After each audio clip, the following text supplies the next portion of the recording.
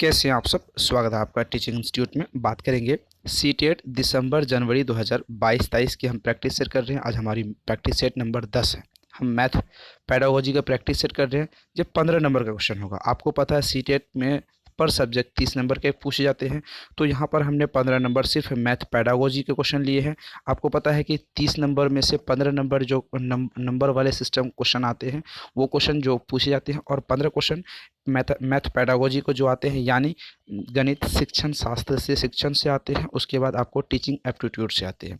उन 15 नंबर के क्वेश्चन को यहाँ पर डिटेल में डिस्कस करेंगे। तो चलिए पहला क्वेश्चन आज हम देखते हैं। सीटेट 2022 में हमारी जो टारगेट है 125 को लाने की। यहाँ पर आपको इसके लिए 15 क्वेश्चन में से मिनिमम आपको यहाँ पर 12 क्वेश्चन करने की ज़रूरत है। अगर आप यहाँ पर 12 क्वेश्चन कर पाते हैं तो ये चीज़ें हम 100% यहाँ पर 125 मार्क्स को अचीव कर पाएंगे। आपको पता है सीटेट में पर 5 सब्जेक्ट होते हैं, तो पर सब्जेक्ट 30 नंबर के पूछे जाते हैं। 30 नंबर में अगर आप मिनिमम 25 यहाँ पर करते हैं तो 5 सब्जेक्ट की क्लास होती है। Maths, Hindi, English, English, EVS, CDP 5 subject होते हैं। तो उनको 25 क्वेश्चन पर सब्जेक्ट में अगर सही कर पाते हैं तो 125 यहाँ पर हम अचीव कर लेंगे। ये हमारी अचीवमेंट वाली टारगेट है। तो देखते हैं प्रैक्टिस सेट के में भाग लीजिए, आप प्रैक्टिस सेट में कितने बेहतर कर पाते हैं। तो अगर आपको बेहतर मार्क्स की ज़रूरत होती है, बेहतर मार्क्स की ज़रूरत है, बेहतर चीज़ें करने की ज़रूरत है, तो आपको यहाँ पर सीडीपी का, हिंदी का, इंग्लिश का, मैथ्स का, ईवीएस का, सभी चीज़ों का एक निचोड़ वाली एनसीईआरटी नोट्स कंप्लीट तैयार की गई है। आपको इस वीडियो के लास्ट में नोट्स मिल जाएगी। आप वीडियो के लास्ट में व्हाट्सअप का नंबर मिलेगा, नंबर पर व्हाट्सअप करना होगा। आपको पीडीएफ फॉर्म में नोट्स मिल जाएगी। आपकी तैयारी और बेहतर रूप से हो पाएगी। चलिए पहला क्वेश्चन देखते हैं। गणित में संकल्पना क्या है, कॉन्सेप्ट क्या है, अवधारणा क्या है, संकल्पना क्या है। नए ज्ञान को पूर्व ज्ञान से जोड़ने की सहायता करता है। केवल शिक्षकों द्वारा बनाया जाता है। उपरोक्त दोनों, उपरोक्त में से कोई नहीं। पहला सवाल, हम जब भी क्लास को सॉल्व करते हैं तो पॉजिटिव टैग वर्ड और नेगेटिव टैग वर्ड के माध्यम से सॉल्व करते हैं। ये हमारी ट्रिक है। इसी ट्रिक को फॉलो करके हम अपनी क्वेश्चन को सही कर पाते हैं। तो सवाल यहाँ पर पूछा गया है कि गणित की वाले जो क्वेश्चन होते हैं, संकल्पना होते हैं, वो किस पर ज्ञान होते हैं। तो यहाँ अगर पॉजिटिव नेगेटिव की बात की जाए, नए ज्ञान को पूर्व ज्ञान से जोड़ते हैं, तो ये गणित की सहायता से करते हैं। ऑप्शन नंबर ए सही हो जाएगा। तो लेकिन ऑप्शन नंबर बी गलत क्यों होगा। यहाँ पर पूछा गया है केवल एक नेगेटिव टैग वर्ड होती है, यानी जो गलत हो जाती है। ऑप्शन नंबर गलत। अब बात करते हैं आगे वाले क्वेश्चन का। तो उपरोक्त डी गलत, सी गलत, उपयुक्त डी गलत। तो राइट आंसर ऑप्शन नंबर ए हो जाएगी। आगे बढ़ते हैं हम लोग। प्राथमिक स्तर पर गणित शिक्षण में आकलन होना चाहिए। तर्क कौशल के विकास का, गणितीय भाषा के विकास का, गणितीय अवधारणा को समझने का, उपरोक्त में से सभी सही का। प्राइमरी लेवल के जो बच्चे का जो विकास है उसके संबंध में सवाल पूछा गया। उसके संबंध में सवाल ये पूछा गया है कि प्राथमिक स्तर के गणित शिक्षण में आकलन होना चाहिए। तो गणित शिक्षण में क्या आकलन होना चाहिए, इससे संबंधित क्वेश्चन है। उन सब क्वेश्चनों को यहाँ पर बताइए आप, राइट आंसर क्या होगा। सबसे पहले प्राइमरी लेवल के बच्चे को यहाँ पर तर्क धीरे धीरे सिखाने की विकास की ज़रूरत होती है।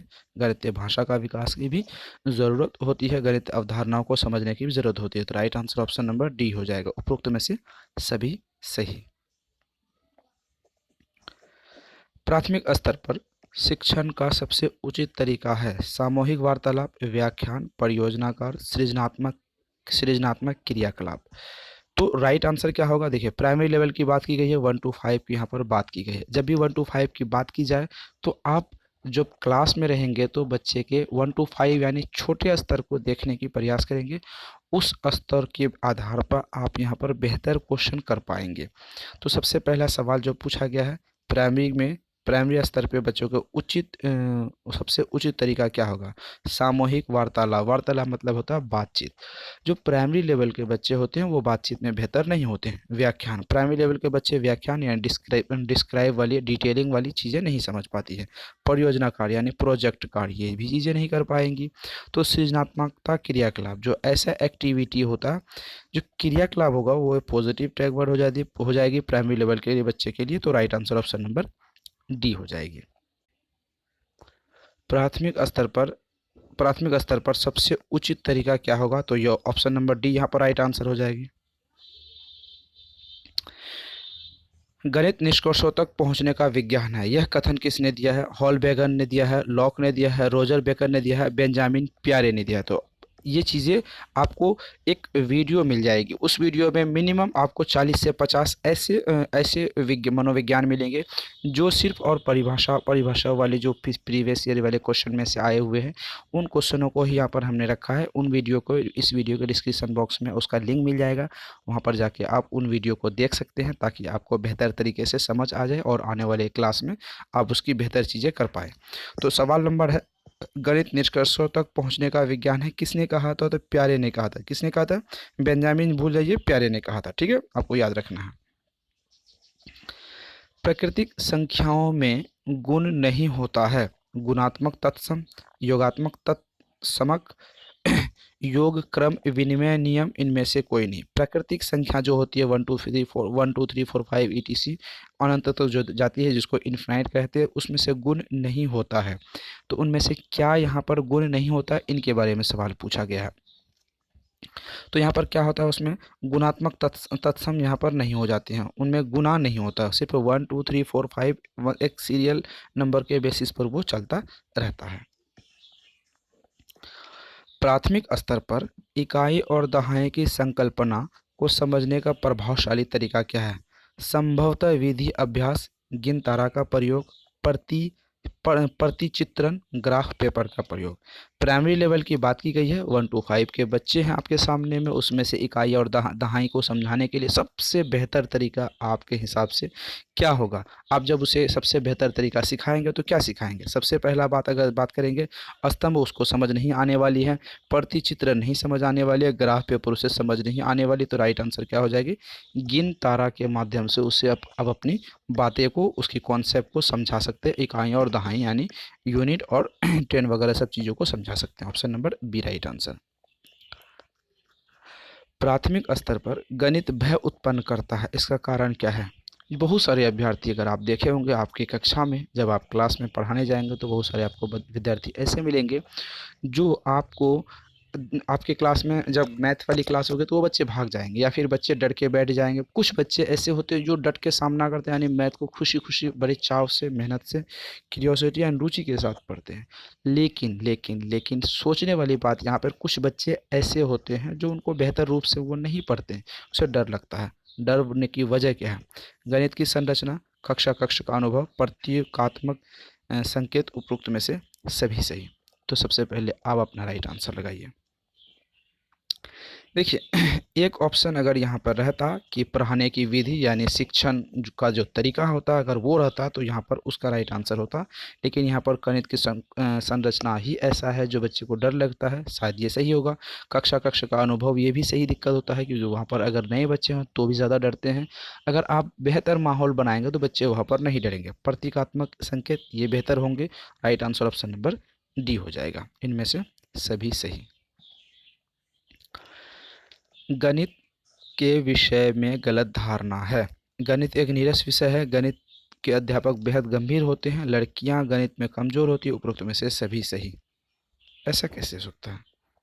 बड़ा कन्फ्यूजन वाला क्वेश्चन है। गणित के विषय में एक गलत धारणा है, सबसे पहले आप दिमाग लगाइए क्या सही हो जाएगा।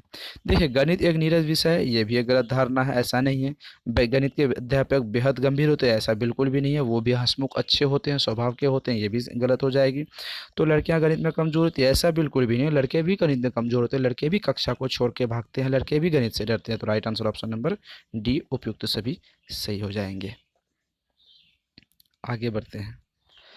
पहली बार स्कूल जाने वाले बच्चे गणित से अनजान नहीं होते, निम्न में से कौन सा कथन इसकी पुष्टि नहीं करता? नेगेटिव फॉर्म में क्वेश्चन, नेगेटिव फॉर्म में जब क्वेश्चन आएंगे तो तीन ऑप्शन सही हो जाएंगे। उन्हें उन्हें रुपये पैसे की समझ होती है, सही बात है। उन्हें कम ज़्यादा की समझ होती है, ये भी सही बात है। वे दूर और पास की इकाई में बता सकते हैं, पता नहीं, ये प्राइमरी लेवल के बच्चे शायद इसके बारे में नहीं कर पाएंगे। वे हल्की और भारी चीज़ों में अंतर कर पा सकते हैं, ये भी सही हो जाएगी। तो यहाँ पर नेगेटिव क्वेश्चन है, तीन ऑप्शन सही, एक ऑप्शन गलत। आप गलत वाले आंसर को ढूंढ लीजिए सबसे पहले। तो गलत वाले आंसर आपके हिसाब से क्या हो जाएगा?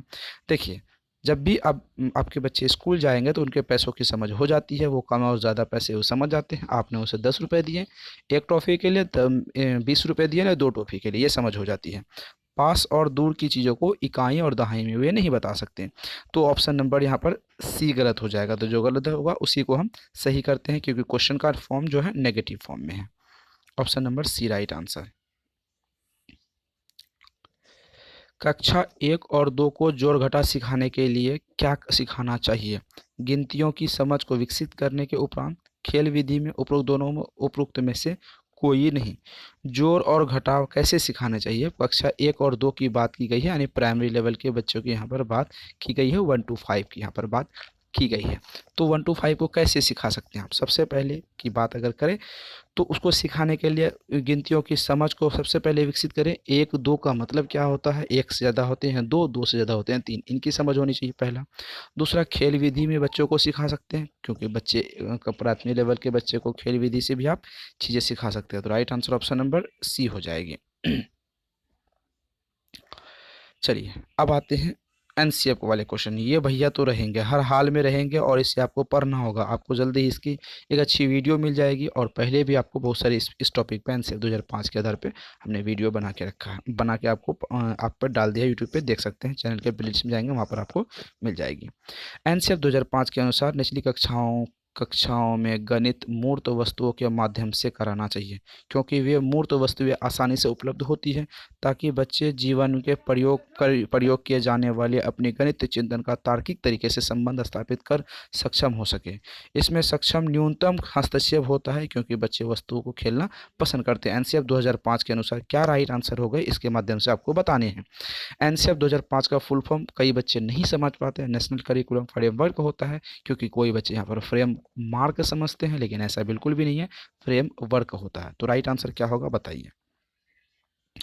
एनसीएफ 2005 के अनुसार जो शिक्षक का हस्तक्षेप होता है वो न्यूनतम, सबसे न्यूनतम हो जाती है। एनसीएफ 2005 कहता है बच्चे एक्टिविटी खुद से करेंगे, बच्चे खुद से सीखेंगे, बस यहाँ पर शिक्षक जो होते हैं सहायककर्ता के रूप में होंगे। तो option number C right answer.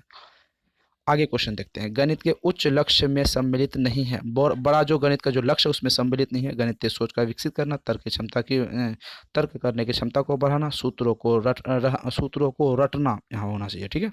समस्या पहचान कर उनका हल ढूंढना, ये बड़ी चीज़ों में नहीं शामिल है गणित के क्षेत्र में। राइट आंसर बताइए क्या होगा यहाँ पर राइट आंसर आपके हिसाब से राइट आंसर। तो देखिए सूत्रों के कभी भी कोई भी बुक कहती है सूत्रों को रखने की ज़रूरत नहीं होती, और सी राइट आंसर सी हो जाएगा। सूत्रों की कहीं पर ज़रूरत नहीं पड़ती है, उसे याद करने की ज़रूरत होती है, सिर्फ कॉन्सेप्ट को, गणितीय कॉन्सेप्ट को समझने वाली बात होती है। अनुमान लगाना है, अनुमान लगाने के कौशल में शामिल है सन्निकट, दृष्टि, इष्टीकरण, उपरोक्त ए और बी डी दोनों क्या राइट आंसर होंगे, या फिर डी इनमें से सभी सही। राइट आंसर बताइए। देखिए अनुमान लगाना मतलब एक सन्निकट मान चीजें हो जाती है। ऑप्शन नंबर ए इष्टीकरण, ऑप्शन नंबर बी उपरोक्त में से ए एंड बी दोनों, option number C right answer होंगे। बात करते हैं आगे। गणित का सीमित लक्ष्य है लाभप्रद क्षमताओं का विकास करना, बच्चों के साधनों का विकास करना, अमूर्त चीज़ों को समझना, इनमें से कोई नहीं। राइट आंसर क्या हो जाएगा यहाँ पर राइट आंसर। यहाँ पर देखते हैं क्वेश्चन नंबर 59 का पूछा है गणित के लक्ष्य क्या है, लाभप्रद क्षमताओं का विकास करना। जो गणित का जो लक्ष्य है वो लाभप्रद क्षमताओं का विकास करना, ऑप्शन नंबर ए राइट आंसर होगा। आगे हम लोग बात करते हैं गणित की पाठ्यचर्या का मुख्य सरोकार है गणित के शिक्षा प्रत्येक विद्यार्थियों के दिमाग को आकर्षित करने के लिए क्या कर सकती है, ऑप्शन ए। ऑप्शन बी है गणित शिक्षा विद्यार्थियों के साधनों को कैसे सुदृढ़ बना सकती है, ऑप्शन बी उपरोक्त में से दोनों, या ऑप्शन नंबर डी इनमें से कोई नहीं। तो ज़्यादातर जो उपरोक्त में से सी होते हैं दोनों, तो वो सही राइट आंसर होते हैं। ऑप्शन ए ऑप्शन बी दोनों यहाँ पर सही हैं। तो ये थे आज के हमारे मोस्ट इंपॉर्टेंट मैथ पेडागोजी के 15 क्वेश्चन। आपको मिनिमम 12 करने हैं। कितने आपके कमेंट सही हो पाए कमेंट सेक्शन में जरूर बताइएगा। टीचिंग इंस्टीट्यूट को सब्सक्राइब करके बेल आइकन को प्रेस कीजिए, वीडियो को लाइक एंड शेयर जरूर कीजिए। 7634993536 इस नंबर पर व्हाट्सएप करके कंप्लीट नोट्स आप ले सकते हैं। कैसी क्लास लगी कमेंट सेक्शन में अपनी प्रतिक्रिया जरूर दे सकते हैं। फिर मिलते हैं अगली वीडियो में। Thank you.